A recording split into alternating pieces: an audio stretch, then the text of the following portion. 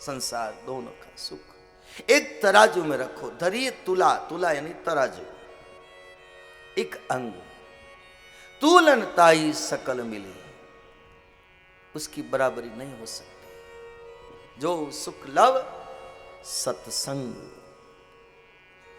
और भगवान शंकर ने इतनी कीमती वस्तु मांगी है रामराज तिलक में। क्या कहा? बार बार वर मांगहूं, हर्षि रेऊ श्रीरंग, पद सरोज अनपायनी, भगति सदा सत्संग। ये बेटियां कौन है? थोड़ा देख लेना है।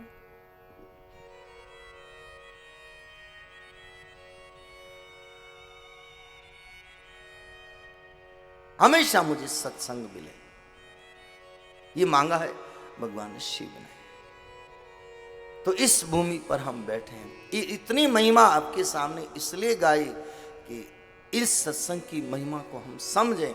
इसके बराबर दुनिया की कोई संपदा नहीं हो सकती। इसलिए आप और हम सब बड़भागी हैं, भाग्यशाली हैं, भाग्यशाली। कहीं न कहीं हमारा पुण्य का पिटारा खुला है, इसलिए हम इतनी बात यहां कर पा रहे हैं, निवास कर पा रहे हैं, इसके धाम में हम रह रहे हैं।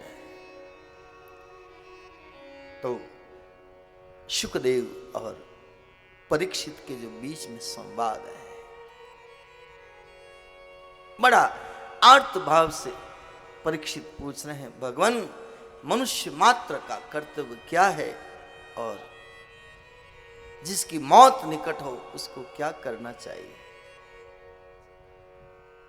शुकदेव जी ने कहा, राजन बहुत अच्छे प्रश्न पूछे हैं मानव कल्याण के लिए, लेकिन मैं तुम्हें भागवत का श्रवण कराकर इसमें से जो तत्व निकलेगा वो मैं तुम्हें समझाता जाऊंगा। और कथा भी कहूंगा, इसलिए कहूंगा कि तुम्हारा मन कहीं मुझे छोड़कर दूर न जाए। कथा न कोई भी कहानी इसलिए कही जाती है कि थोड़ा सा ध्यान टूट गया तो कहानी समझ में नहीं आती है, इसलिए इन कथाओं का चलन है। कहना तो सूत्र है, लेकिन बिना कहानी कह नहीं सकते। सूत्र को कहने के लिए कोई ना कोई आधार चाहिए। तो इन कथाओं को मैं कहूंगा। और नारद जी हमारे परीक्षित बैठे हैं और शुकदेव जी ने प्रारंभ किया है।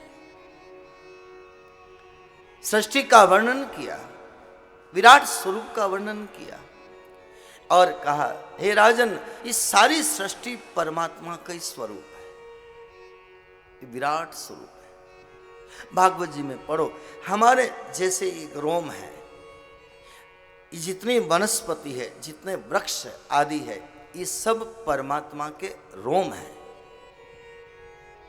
इतने बड़े विराट। धर्म क्या है? उस विराट स्वरूप का वक्षस्थल है, छाती है। और अधर्म क्या है?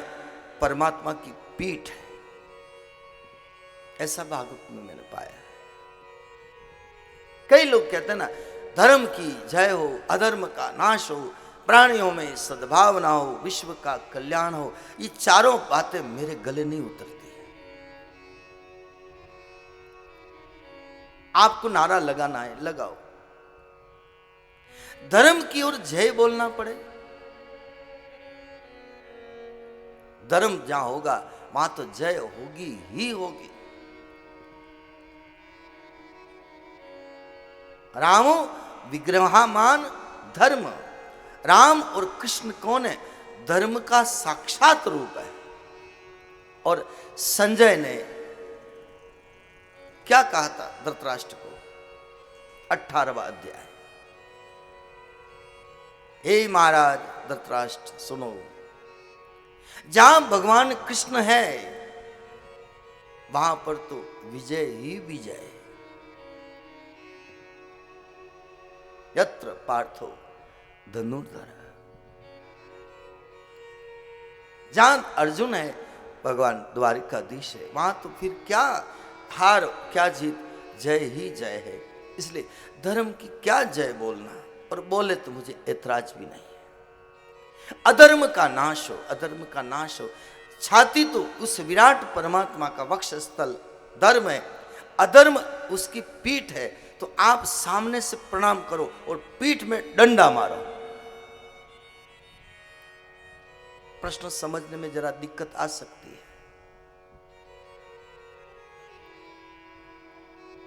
एक आदमी को सामने प्रणाम करो और पीठ में मारो, कैसे चलेगा?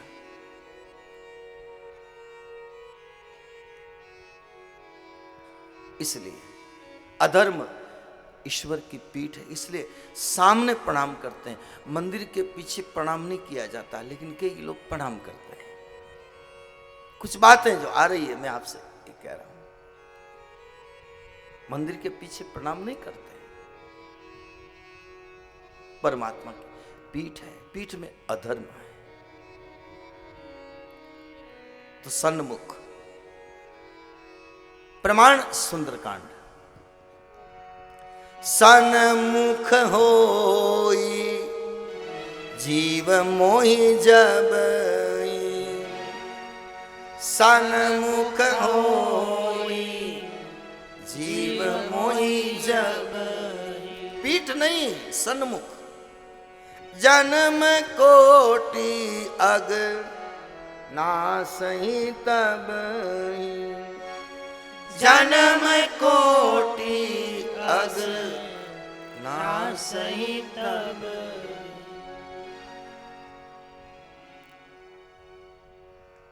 जो जीव सन्मुख हो जाए, ईश्वर की तरफ उन्मुख हो जाए, तो अधर्म का नाश, प्राणियों में सद्भावना हो।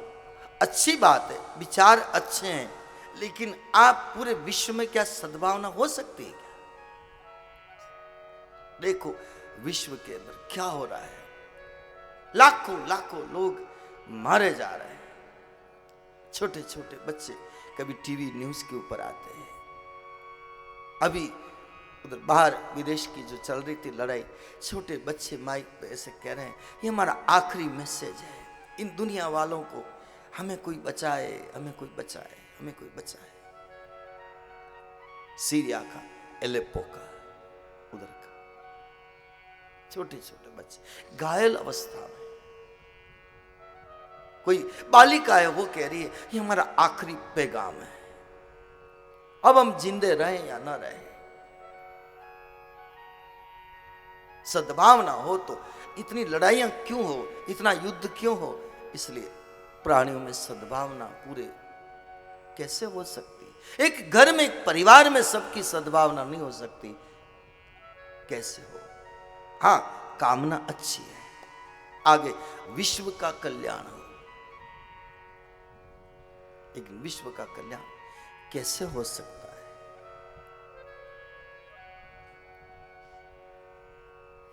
तो विराट स्वरूप है ये परमात्मा। ये नदियां, ये पर्वत, ये पहाड़। आप सवेरे जब उठो, एक याद आ गई बात इसलिए कह रहा हूं, सवेरे जब उठते हैं धरती को जब प्रणाम करते हैं तो एक श्लोक का वाचन गायन किया जाता है।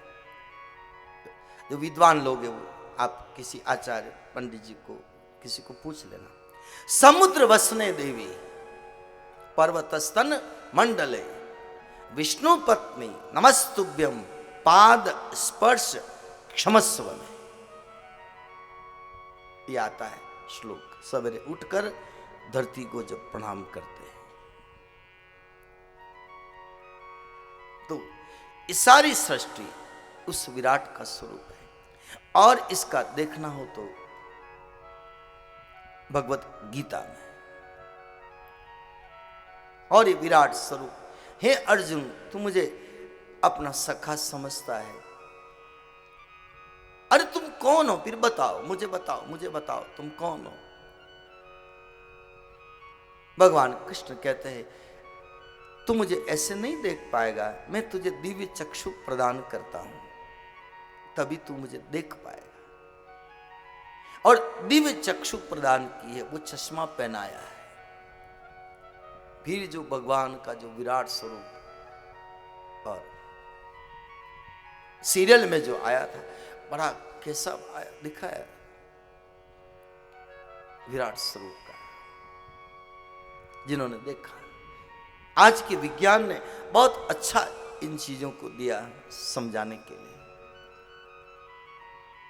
और बाद में जब विराट स्वरूप को देखा, वही अर्जुन कहता है, बस बस बस बस बस आंख बंद कर दी, मुझे नहीं देखना, तू पहले था वैसे हो जा।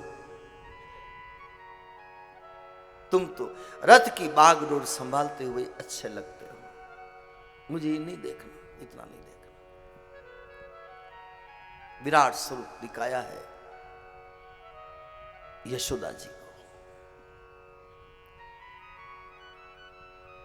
मिट्टी खाइए, मुंह खोल मुंह खोल मुंह खोल। डंडा लेकर पीछे दौड़ी है, हाथ पकड़ लिए, कान मरोड़ा, कहा बोल तेरे मुख में क्या है। और मुख को खोला, सारा ब्रह्मांड मुख में बसा। और आज भी जाओ आप गोकुल में, एक घाट है जिसका नाम है ब्रह्मांड घाट। उस जगह का नाम ब्रह्मांड घाट, जहां ब्रह्मांड का दर्शन कराया। तो परमात्मा छोटा भी बन जाता है, बालक भी बन जाता है। और क्यों बनता है? ऐसा मानस में आया है, भगत प्रेम बस सगुण सो होई। भक्तों के प्रेम के कारण वो निर्गुण निराकार, वो सगुण साकार बनता है। इतना प्रेम भक्तों का देखता है। इसलिए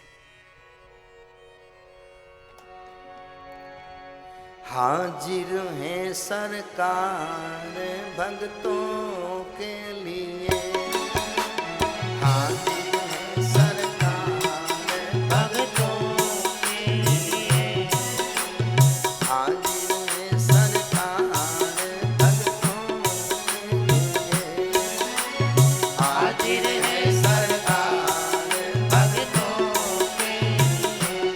देखो भाई, आवाज नहीं आ रही। सबने भोजन किया,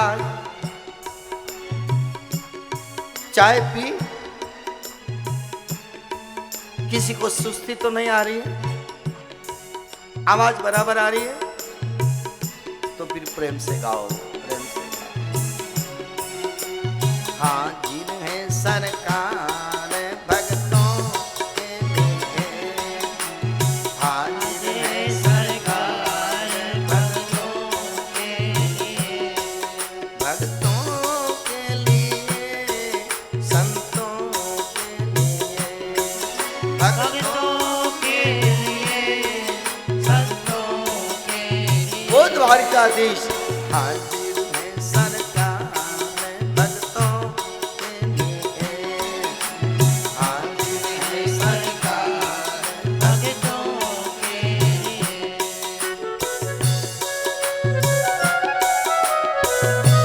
वाह! श्री राधे।